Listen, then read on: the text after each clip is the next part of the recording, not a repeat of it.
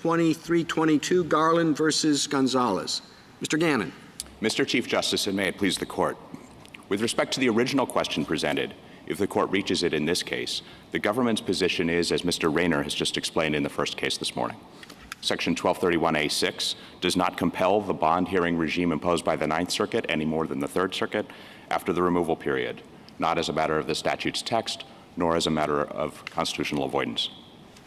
With respect to the additional question, the courts below could not enter class-wide injunctive relief because in Section 1252F1, Congress has expressly limited the lower court's jurisdiction to enjoin or restrain the operation of certain provisions of the INA, including those governing post-order custody.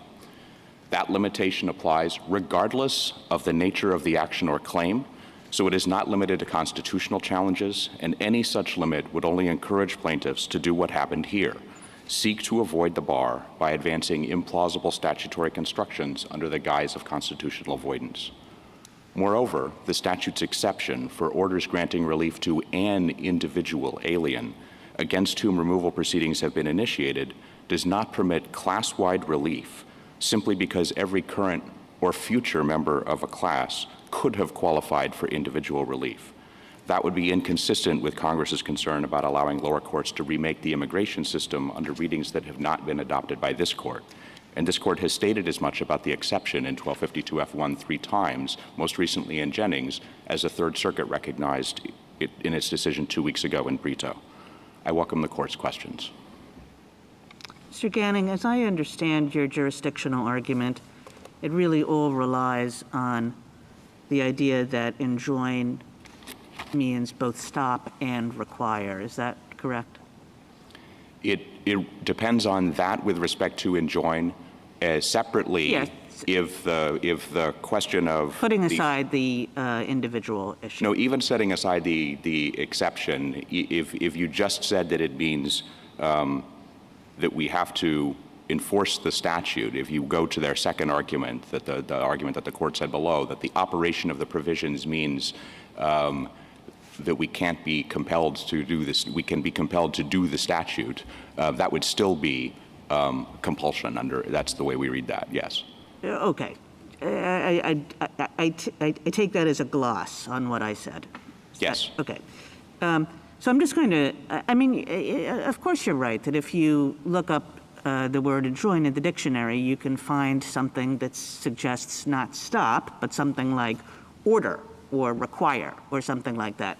But I'm just looking at this phrase, enjoin or restrain the operation of certain statutory provisions. And let me give you some examples about what the word enjoin would mean in similar phrases. The plaintiff seeks to enjoin enforcement of the law. Does that mean stop?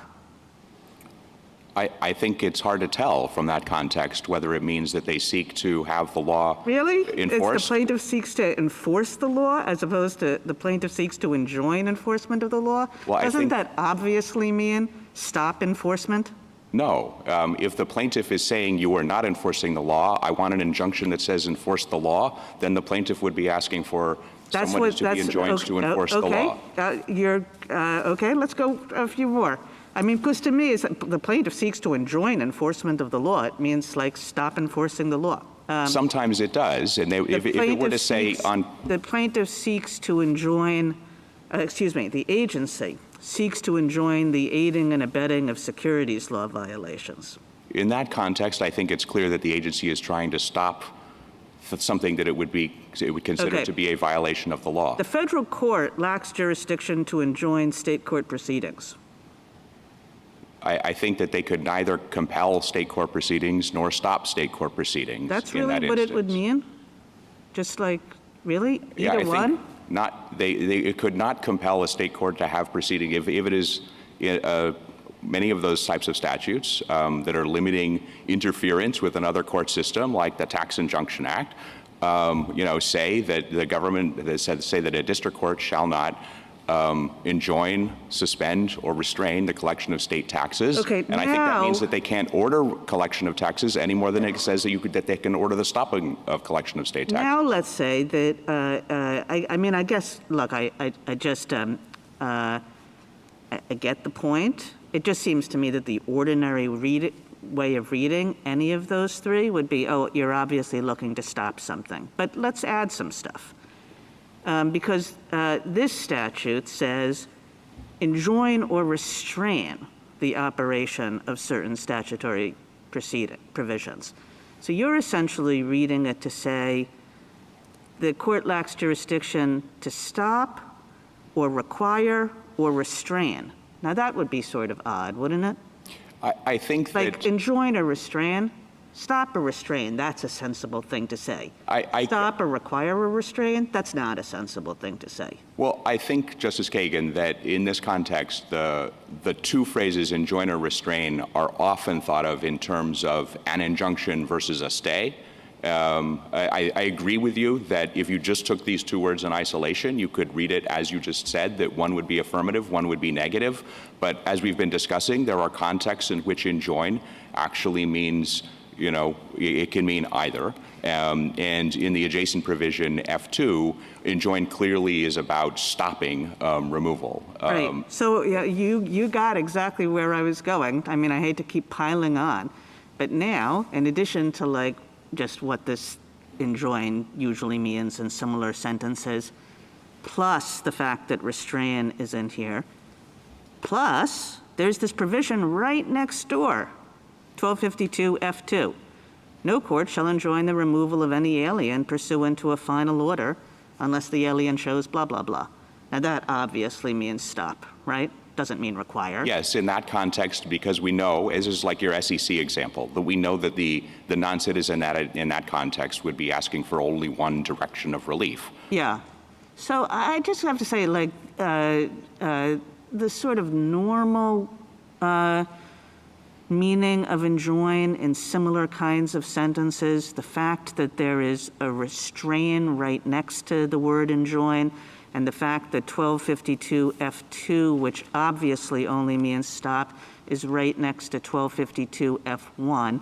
Put all those things together, I don't know, it seems like you have a tough road to hoe here. Well, and so if I can go back to the gloss that I confused you with at the very beginning here, even assuming that this is about only stopping or only compelling, whichever direction you want to pick, we think that the phrase, the operation of the provisions, is a reference not just to the statute itself, but to the way that they are being carried out. So in this instance, the injunction is clearly changing how the statute operates.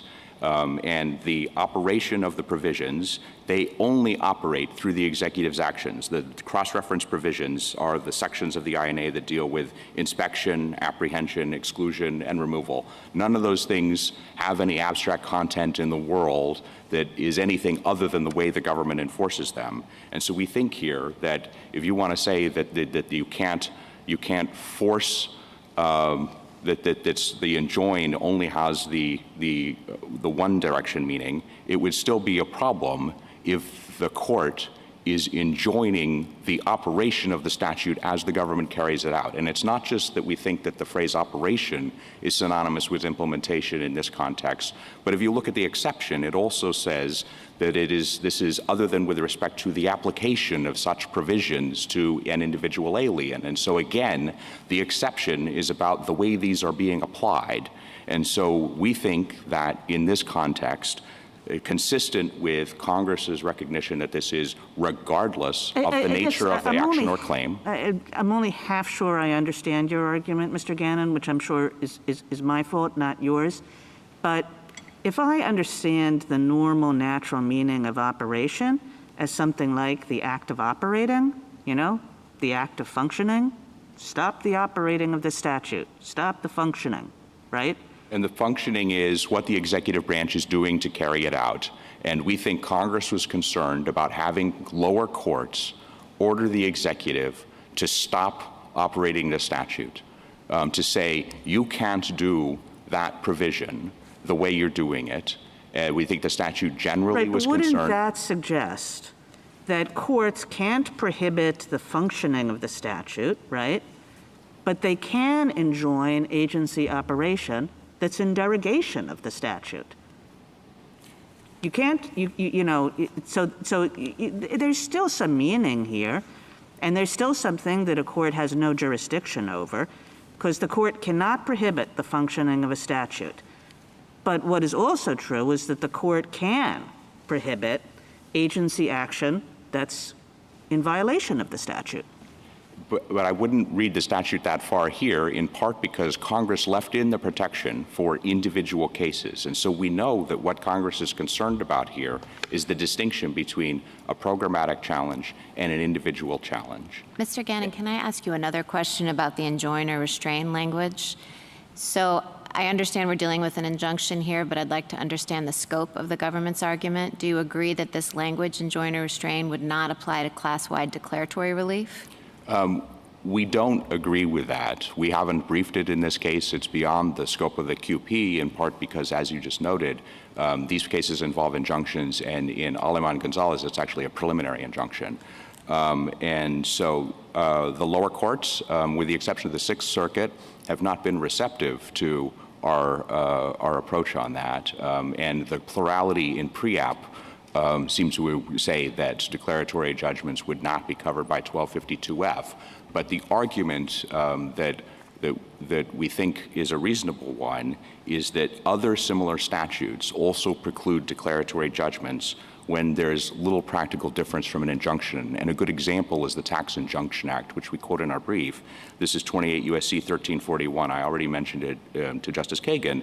It says district courts shall not enjoin, suspend, or restrain. So the phrase is very similar. It inserts one extra verb, suspend, but it otherwise says enjoin, suspend, or refrain the collection of state taxes. And this court has construed that provision as preventing a declaratory judgment that a state tax would be unconstitutional in Grace Brethren Church. And so if in this context, declaratory judgment would be practically similar to an injunction, and if there were class-wide declaratory relief against the government that said that with respect to every member of this class, the government is bound by a decision that the statute means X rather than not X, that would be declaratory relief that would be binding on the government. It would not be an injunction. It would not be enforceable by contempt. But to the extent that it has the practical effects of an injunction, it could, as in Grace Brethren Church, be construed as being sufficiently similar to be covered here. And there are other contexts where the court has done that.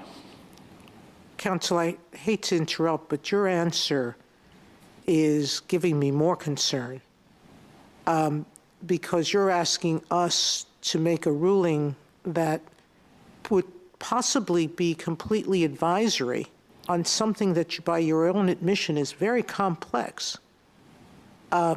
If you win on the merits, wouldn't any ruling by us on the question we added, and I agree we added it, but wouldn't it be completely advisory if we ruled on the merits in your favor? I wouldn't call it advisory. I think to the extent that this is a jurisdictional statute, the court could say that But it's not jurisdictional in the normal sense of the word jurisdictional. In Avoco, are you familiar with that case? Yes. You know what we said is in a statute in which the court limited relief, that it wasn't jurisdictional in the traditional sense that the court is devoid of power over the parties or to hear the issue. It's only precluded from giving a certain form of relief. And so it's not jurisdictional in that sense of devoid of power to hear the case at all. Well, I don't disagree, Justice Sotomayor, that the court could decide the merits question here and avoid having to decide the 1252F question. I don't think that means that the court would be precluded from reaching the 1252F question. I think there are a couple different ways the court could avoid the 1252F question here. One would be if it ruled just on Mr. Gonzalez's claim as an individual. The other would be, even thinking of this as a jurisdictional statute, that if the court has decided the statutory question in the companion case, then it could apply that result here. Well, one of my colleagues already suggested that there are reasons not to decide the merits in the companion case, but to decide it in this case.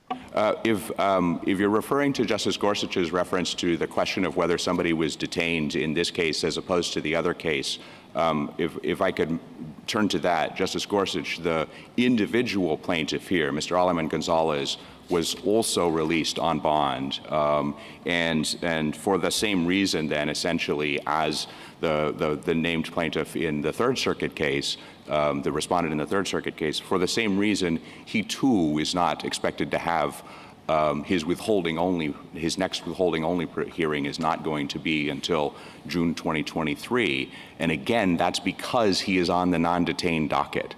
As Mr. Rayner was explaining, the question of how quickly the immigration judges in the Executive Office for Immigration Review process cases is significantly affected by the question of whether the non-citizen in question is detained. And so the statistics that Mr. Rayner was talking about that are cited in the other side's brief, the study about withholding only proceedings up through 2015, those have comparatively short detention periods because they were people who were detained.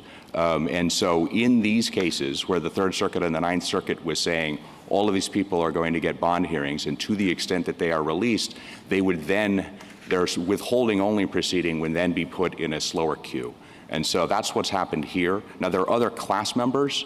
In this case, you wouldn't necessarily have to just look at Mr. Aleman Gonzalez, and so it's possible that there are people who've had their bond hearings and been denied, even under the bond hearing regime that the Ninth Circuit has required here, and therefore they could be detained. But I presume then that their withholding only proceeding would be moving more quickly. Well, I just wonder if you're on the merits there. This has seemed to me to be simpler than you've been suggesting and was suggested.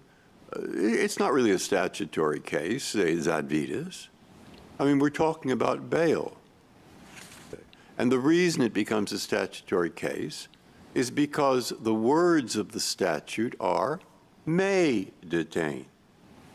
So you can read that word may to read in certain conditions that long have been constitutionally required in other cases.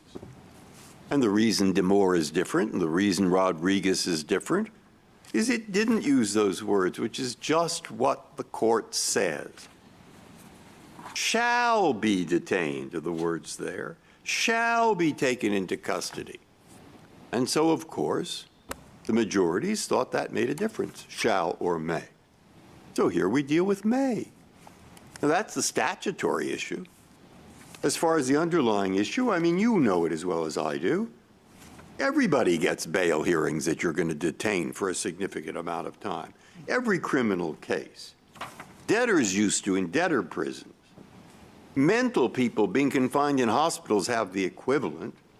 Extradition people get the hearing. Well, I looked at every case we could find. I didn't find any that said you don't get eventually a bail hearing when you're detained for a reasonably long length of time. And that's why Blackstone in 1771 said that the King's Bench or its judges may bail in any case whatsoever. Okay. Now, you think that's not in the Constitution? The Eighth Amendment? Liberty? I mean, please. Okay, so the question is, can you read that in? And the really basic thing is, why in heaven's name shouldn't you read that in here where it goes, the detention is too long? You can say, well, we don't want to take 6 months precisely, or we don't want to have precisely this proceeding or that proceeding. Fine. That's a reasonable argument. But given the history of this nation and Britain, where you're going to detain a person, not even a criminal, you know, for months and months and months, why aren't they at least entitled to a bail hearing? That's all that's at issue. What do you say? Well, the first thing I would say, Justice Breyer, is that the Jennings decision discussed 3 different provisions, one of which included 1226A, where the phrase was may release on bond.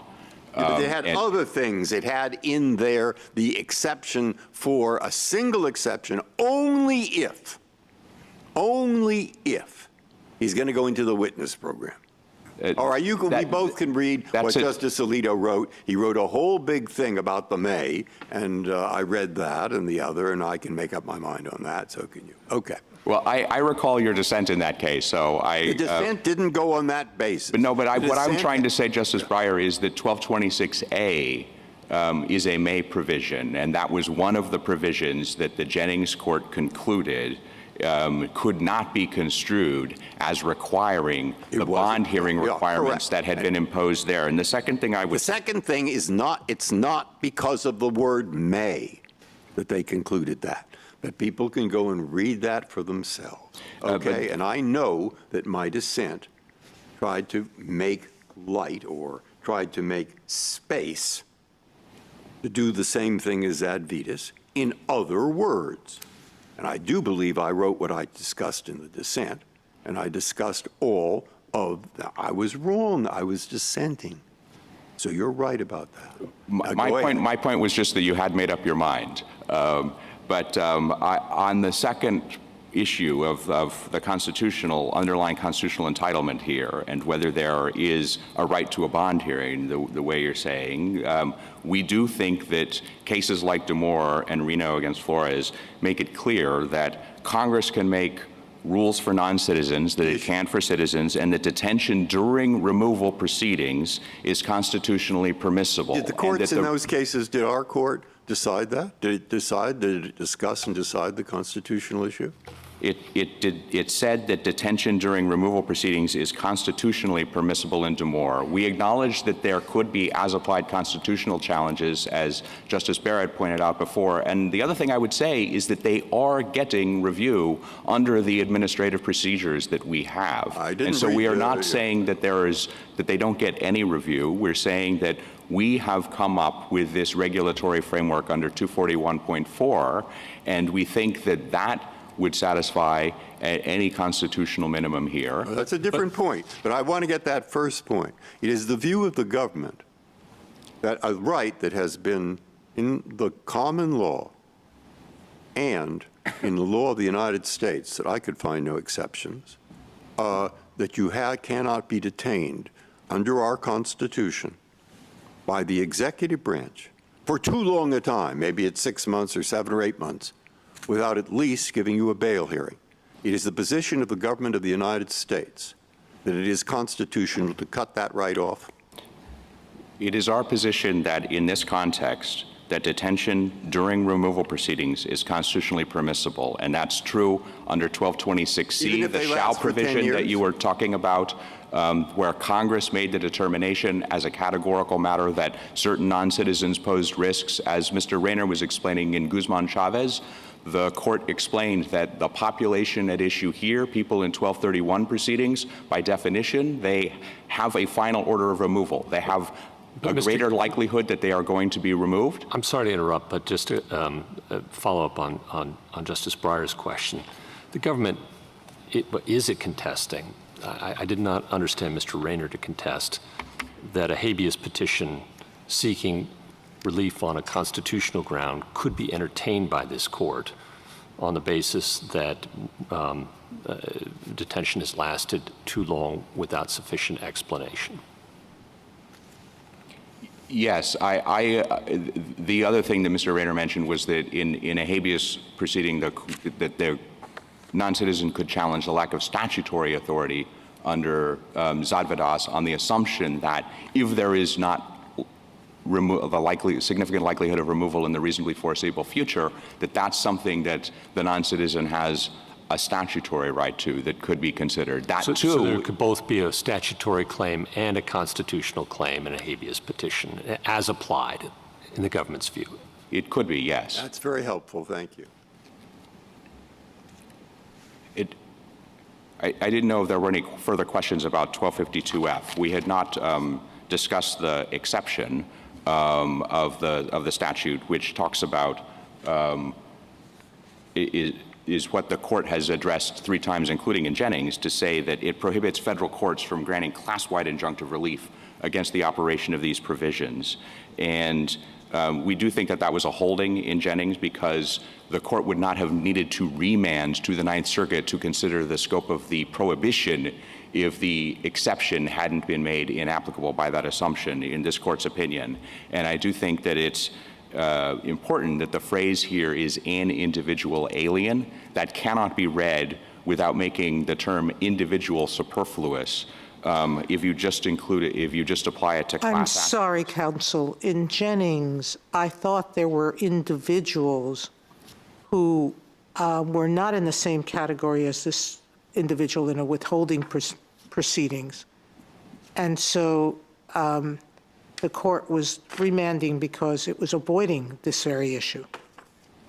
The court, in its discussion of 1252F, noted that it had obviated the statutory ground for the Ninth Circuit's decision, but had remanded for consideration of the constitutional question, and therefore the Ninth Circuit's rationale, which is the one that I was discussing with Justice Kagan earlier, couldn't support the idea that 1252F was inapplicable, but that was because the exception was inapplicable. And the other thing that I would say about the idea that a class that includes only individual aliens against whom proceedings have already been initiated should come within the exception. The reason why we think that doesn't make sense is not just because it makes an individual alien superfluous, but because these classes, in this case, they're constantly being refreshed by new members who satisfy the definition of the class. They come into the class, they get a bond hearing, they go out.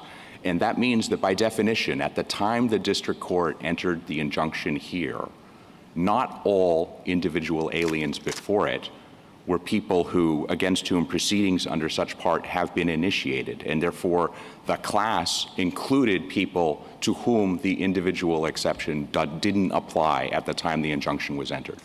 Thank you, counsel. Justice Thomas? Justice Breyer? No, thank you. Justice Alito? Justice Sotomayor? Justice Kagan? Gorsuch? Kavanaugh? Okay. Thank you, counsel.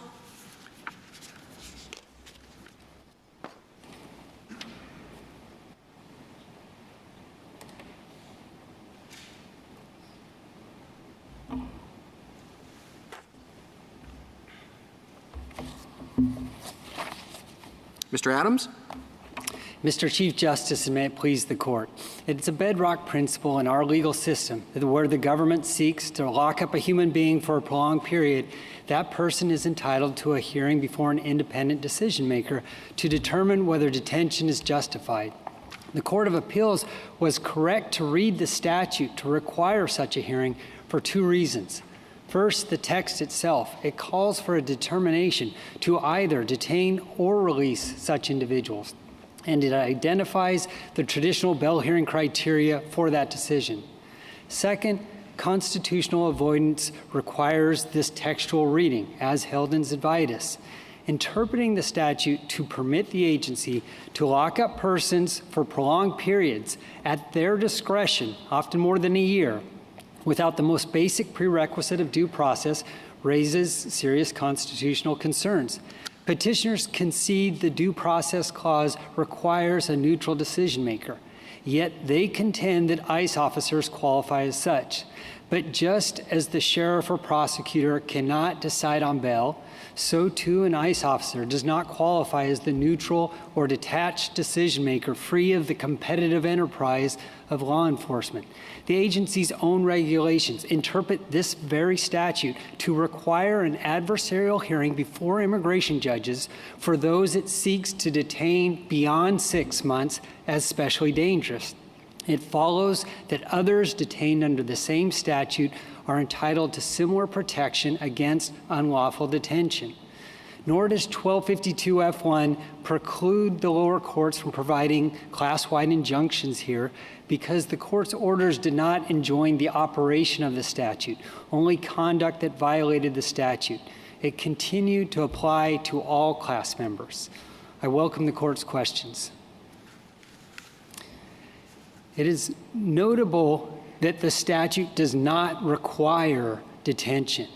Instead, back to the jurisdictional question where you left off a couple of seconds ago. If the statute is read to mean that what a court cannot do is to enter an order that precludes the government from applying the statute, right? What is left? What is the consequence of that? It makes clear that it only enjoins attacks on the statute itself. And I think this is illustrated. So it would only prevent the court from entertaining constitutional challenges to the statute. Is that right? No, that's not right. You could still have a statutory challenge that seeks to trump, as it were, another provision of the statute and enjoin that statute from being applied against other individuals. But it's important to look at the subsection. It's a very narrow class, is it not? I think so, but I think it goes along with what Congress had done with this overhaul of the judicial review. I mean, if you have two statutory provisions that seem to be in tension, the court would, first of all, try very hard to harmonize them. And I think in harmonizing the statute, it's essential to look at the neighboring subsections. In 1252A2A and in 1252E3, there Congress specified that it barred challenges not just to the operation of the statute, but to the operation and implementation of the statute. And it made clear when discussing implementation, it was discussing the policies and procedures of the Attorney General to implement the statute. Do you have any examples of cases in which a court has said, you, the government, cannot apply statute A because it has been implicitly repealed by statute B? Yes. In fact, what's an example?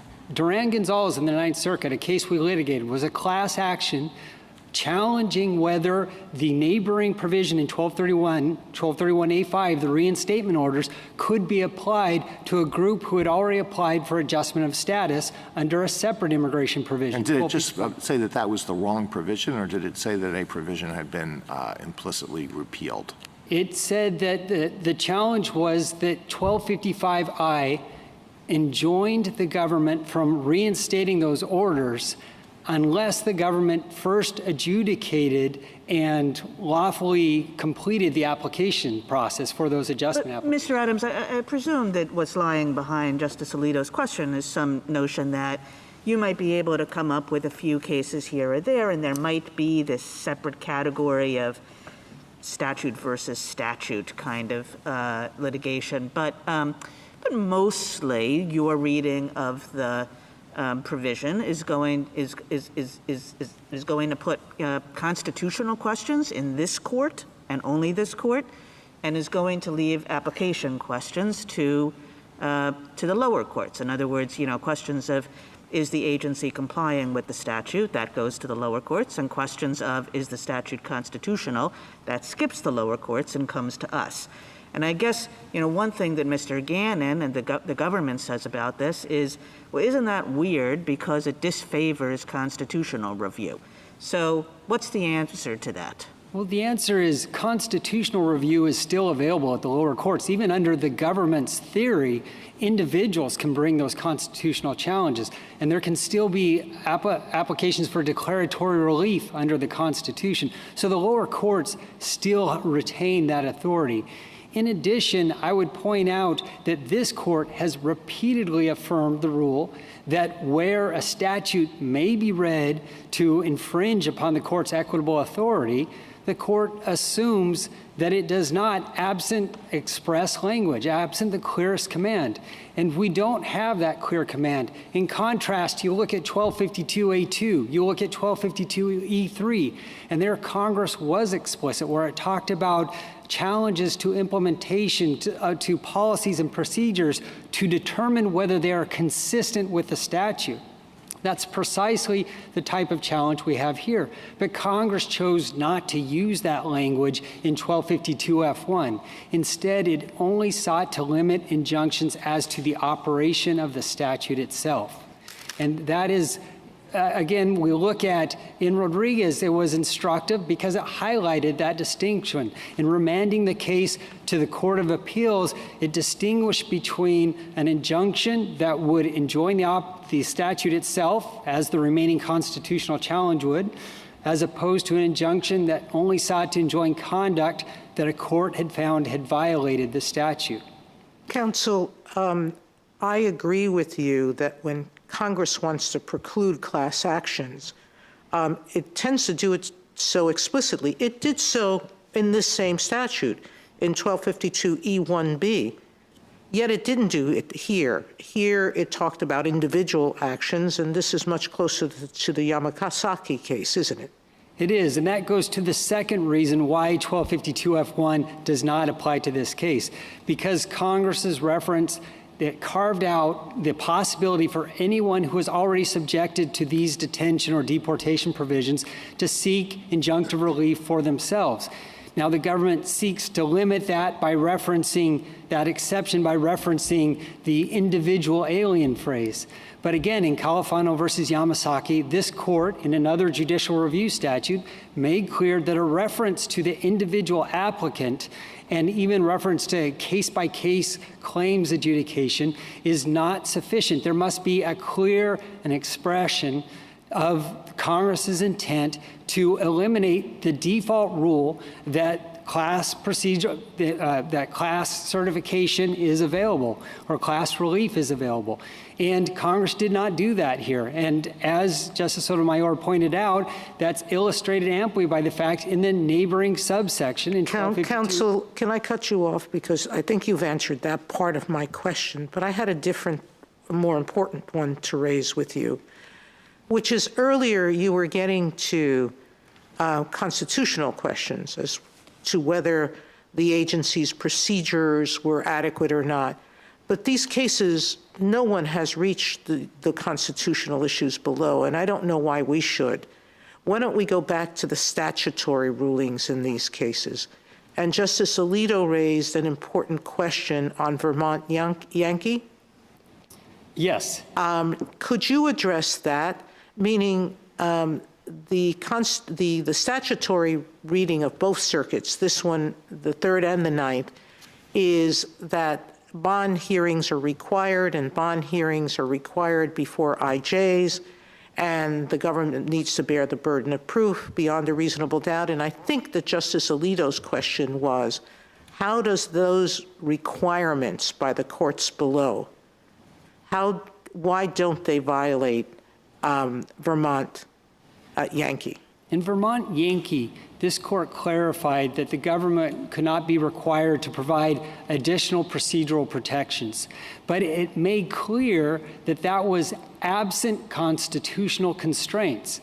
And it clarified that without such a constitutional challenge, there was no claim to require an agency in that rulemaking posture of that case to require more.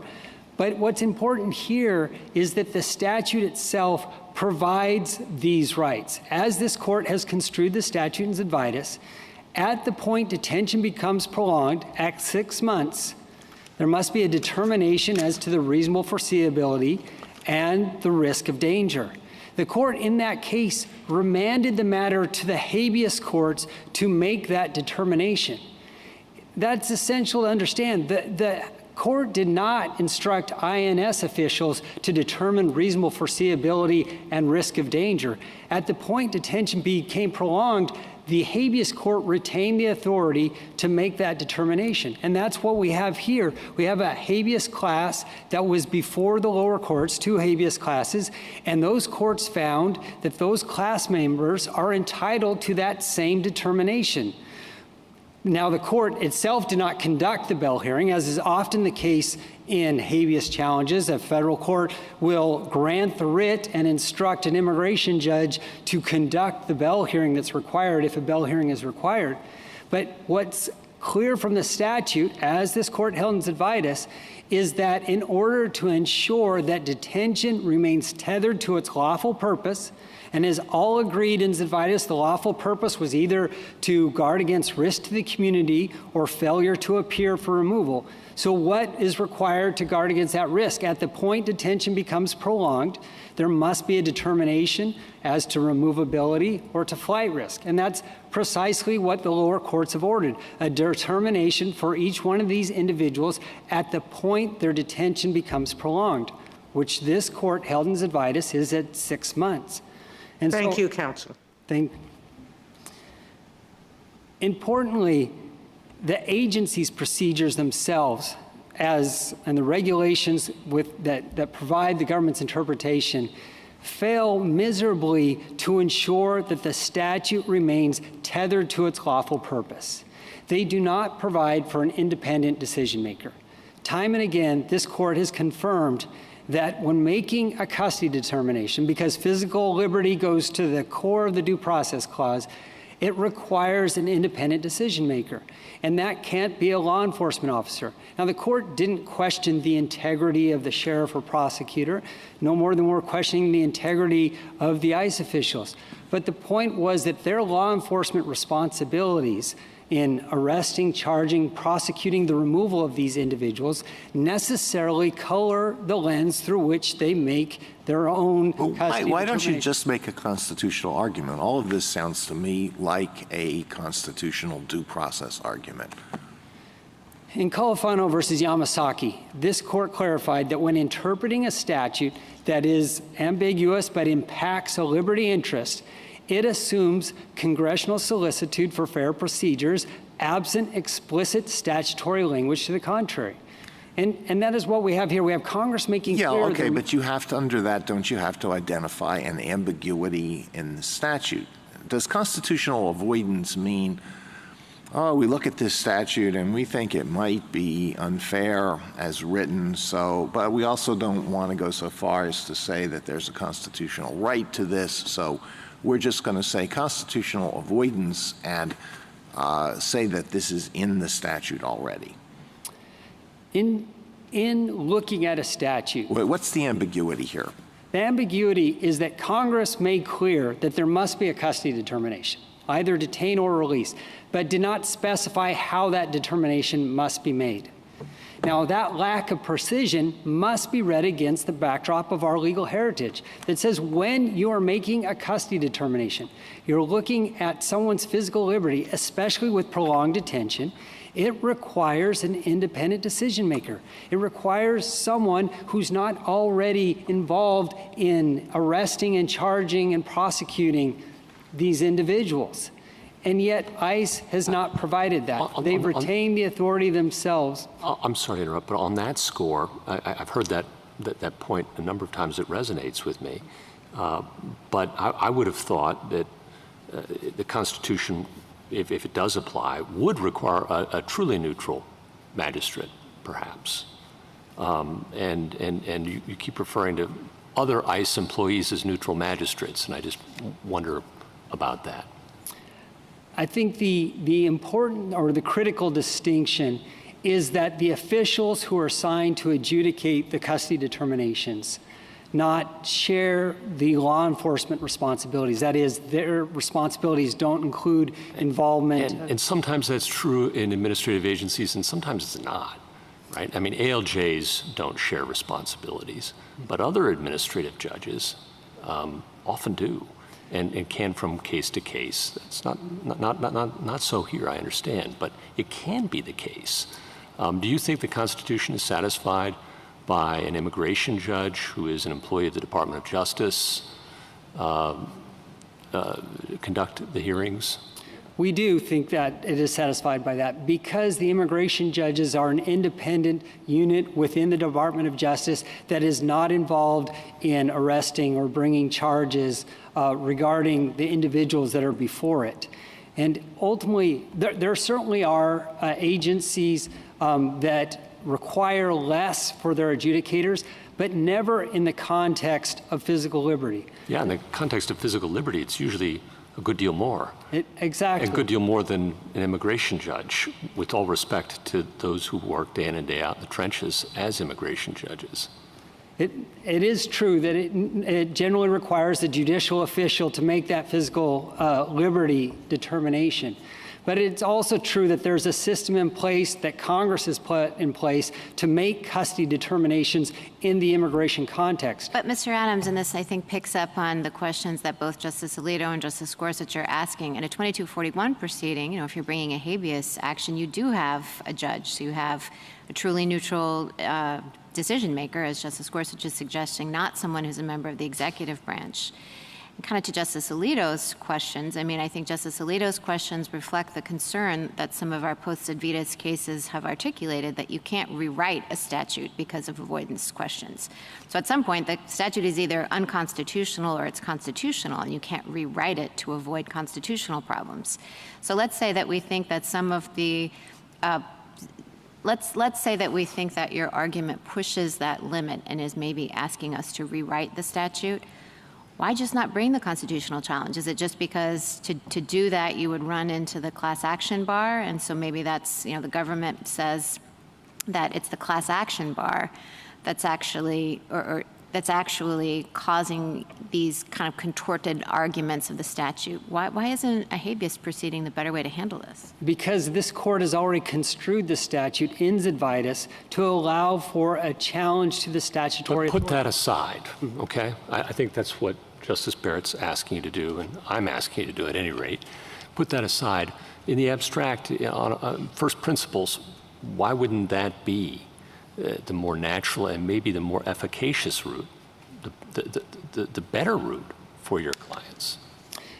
When you speak of more efficacious, I can tell you from our own clients that bringing a habeas is in itself. I'm not saying it's easy, okay? I'm not saying it's easy. I understand that.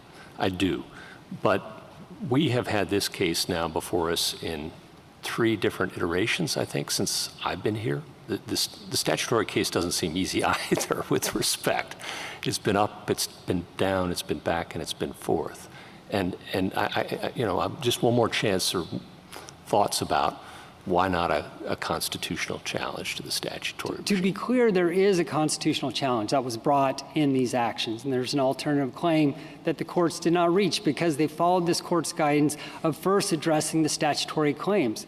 And I don't want to push back against you, but it goes back to Zidvitas because this court had already construed I got that argument. Thank you, counsel. But I'd say the same question. I mean, the words in Zidvitas in the statute that were ambiguous was the word may detain. And that suggests sometimes detain, sometimes not. So what I believe the court did was read into those words, may detain, read in the words that have been historically a part of not detaining someone without bail, which goes back hundreds of years. Now, that's all that happened. And so if we're going to get variations on that theme, why not? Say, when you'd have to have a hearing and who would do it and all those questions which have been part of our history, we ought to stop worrying about the language of the statute and just say there is a constitutional right to this kind of thing. You can't keep people in prison forever without a hearing, without anything. What about that? Well, we certainly believe there is a constitutional right. As I stated, both of the habeas classes brought an alternative constitutional challenge. But again, this court has repeatedly instructed the lower courts to address the statutory issue first. And the statutory issue here has already been addressed by this court. And those courts followed this court's instructions, finding that 6 months had been reached under the statute. Per Zidvitas, they were entitled to a determination, is their removal reasonably foreseeable?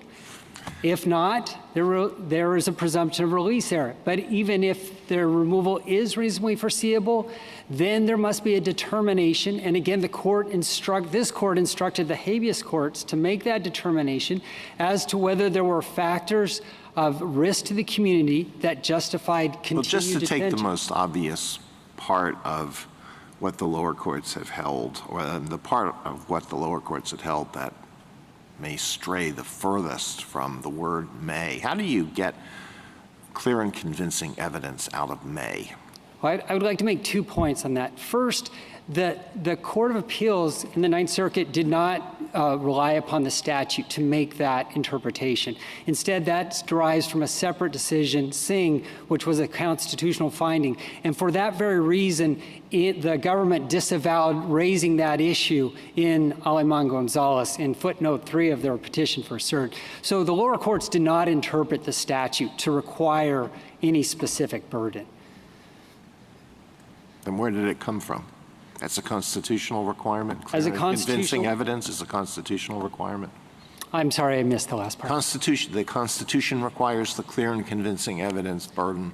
That was the holding of the lower courts in Singh, and it follows cases like Addington, Santoski, where the court has found that in the absence of language in the statute that specifies the burden, it is the role of the court. In an illegal entry case, an illegal re-entry case, the government has clear and convincing evidence burden. I'm sorry, I don't follow. Where the alien has illegally entered the country, re-entered the country after removal, does the government have a clear and convincing evidence burden to show that this alien is not a flight risk? Where that person has already been found by a DHS official to have a bona fide claim for protection under and is entitled under statute to seek relief because of their fear of persecution or torture and is therefore transferred before the immigration court, every single one of these individuals have those proceedings because they passed that initial screening, because they have bona fide claims, and where they're facing prolonged detention, then yes, I would confirm that the Constitution requires the government to bear that burden, as this court made clear in Addington, because civil liberty, physical liberty is at the heart of the due process clause, and civil detention requires the government to shoulder that responsibility when dealing with this fundamental right. But again, that is a separate finding that does not go to the Ninth Circuit's statutory interpretation of the statute. And I would go back to the agency's regulations.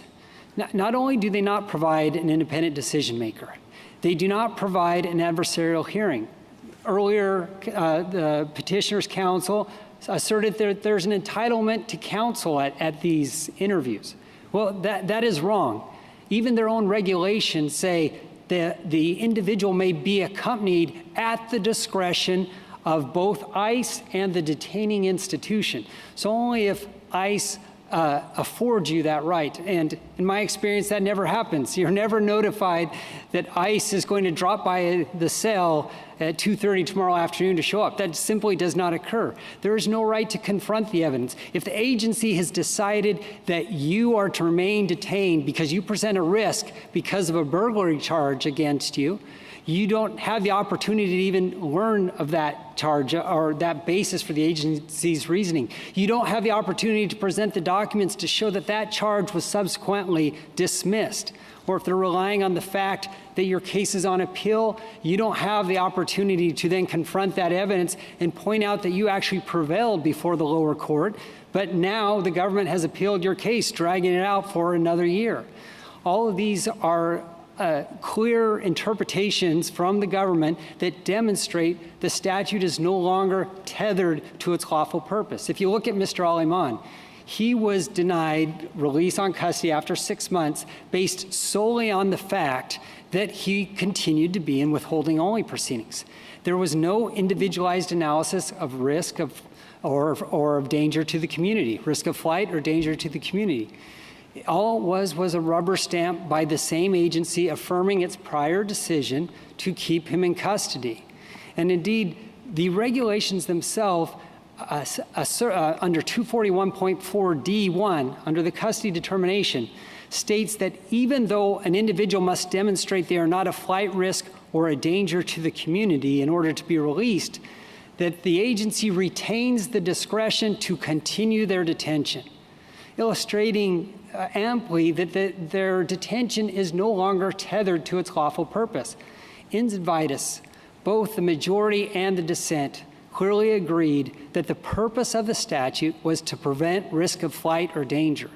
And just as this court found that it is arbitrary to detain someone who may no longer be removed, it is equally arbitrary and unlawful to detain someone who does not present a flight risk or a danger to the community. And because of this, it is clear that the government's interpretation fails to satisfy basic constitutional concerns. And because it raises those constitutional concerns, and because the text of the statute, this court's construction in Zedvitas, and the agency's own implementing regulations demonstrate that the Court of Appeals construction is more than fairly possible, that construction should be affirmed.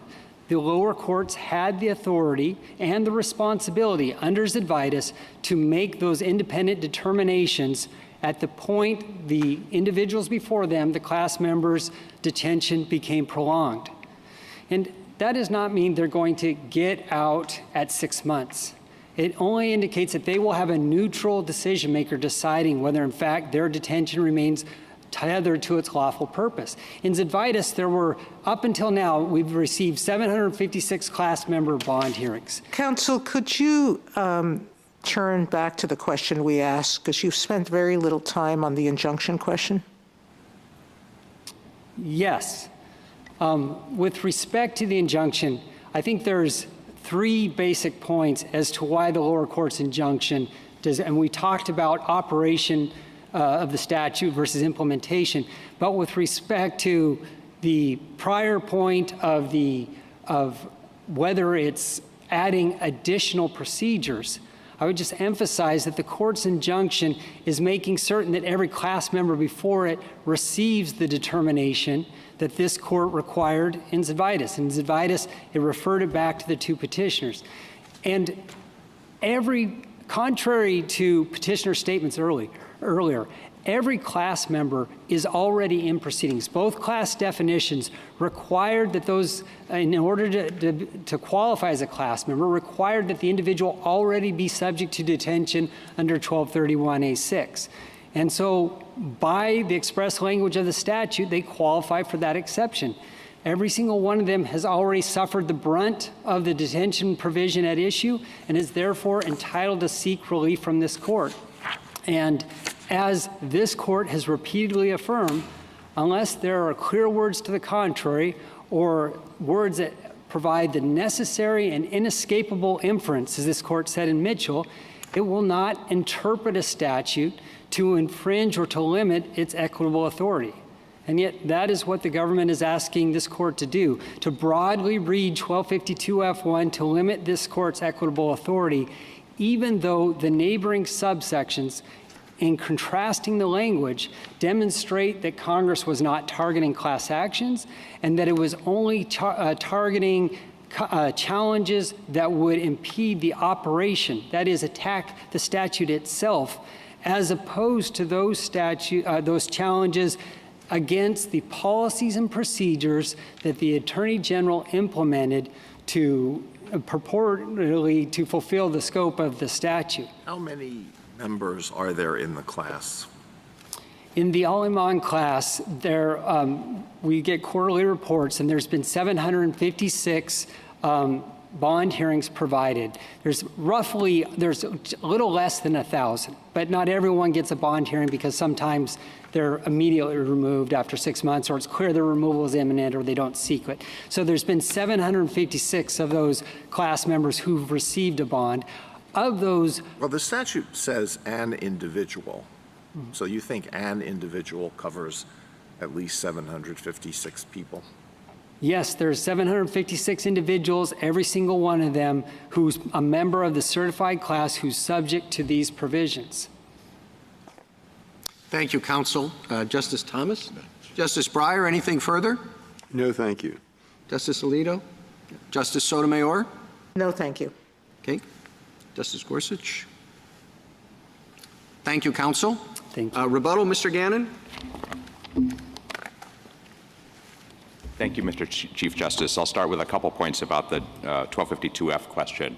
My friend talked about another provision that he says reads on the question of what operation means, and he cited 1252A2A as a provision that refers to operation or implementation, suggesting that we're wrong to equate those two terms. I would point out that the phrase there is a reference to operation or implementation of an order of removal, not of the statute itself. And so I don't think the analogy is quite as clear as my friend suggests, and we do think otherwise that everything I was saying before about the scope of this provision in talking about the way the statute is applied and the fact that the exception is about application to individuals shows that we're talking about not just the statute in the abstract, but the way the statute is being implemented. Second, with respect to the exception, my friend says that every member of the class is an individual who who satisfies the exception because he or she is someone against whom proceedings have been initiated. And the point that I was making before is that that was not true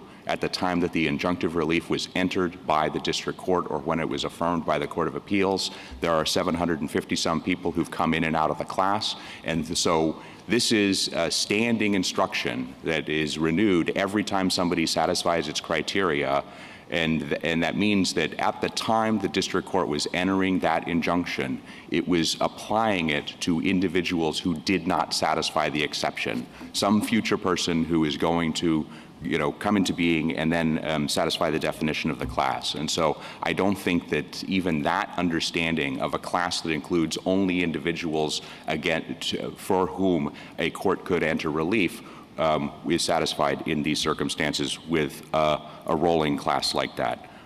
Turning to questions on the merits, my friend mentions that everyone here is somebody who by definition has what he calls a bona fide claim. That means that there's been a reasonable fear determination, and Mr. Shah mentioned in the first argument that that's a small percentage of non-citizens who even satisfy that. At 13%, I think, is the figure that he used. And that is true, but even among that category, those are the ones who are referred to IJs for withholding only proceedings. Even within that category, in their withholding proceeding, the success rate is on the order of 11 to 25%, depending upon which statistics you're talking about. So there should be no assumption, we think, that these are individuals who are reasonably likely to get withholding relief and therefore to stay in the United States at the end of that proceeding. The other side also focuses on the need for an independent decision maker and had a colloquy with Justice Gorsuch about that. And I do think that it's important here that this court long ago in Marcello in the 1950s said that special inquiry officers at the Immigration Service could make deportation decisions when all of this function was still in DOJ. DOJ, INS made the decision to put these types of post-order custody reviews before officials in INS, the officials that then later on moved on to become ICE. They did not put this function under IJs. And so the idea that they're at the same agency and therefore they can't make the decision, we don't think applies here in this context as the court has contemplated what is consistent with the tradition of our immigration laws. And the hearing here that is being had is not the Zadvidas hearing. This is not the page 700 hearing that you're hearing this quotation about the habeas court could consider danger. And that is not what is happening under the bond hearing regime ordered by the Third Circuit and the Ninth Circuit. That is not the habeas court making that determination. They have said that even though the statute says this is a decision to be made by the secretary may detain if somebody satisfies one of the four categories. The courts have said, no, that's a decision that needs to be made by an IJ, and it is not the habeas court that is making that decision. And to the extent that the regulations, my friend says that his client didn't get an interview, since the facts that gave rise to this case, the agency has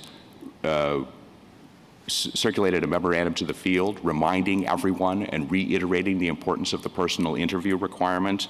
And to the extent that any individual isn't getting the procedures that are required in our regulations, that's an Accardi claim that the other side is not advancing in this case. They're making a statutory claim that we aren't complying with a statute, not that we're not complying with our regulations. And finally, I would say that on this bond hearing question, that we don't dispute that DHS and DOJ could choose to implement a decision-making process that looks more like the bond hearing regime imposed by the courts below, but that doesn't mean the statute or the Constitution compels it. We urge the court to reverse the judgment of the Court of Appeals.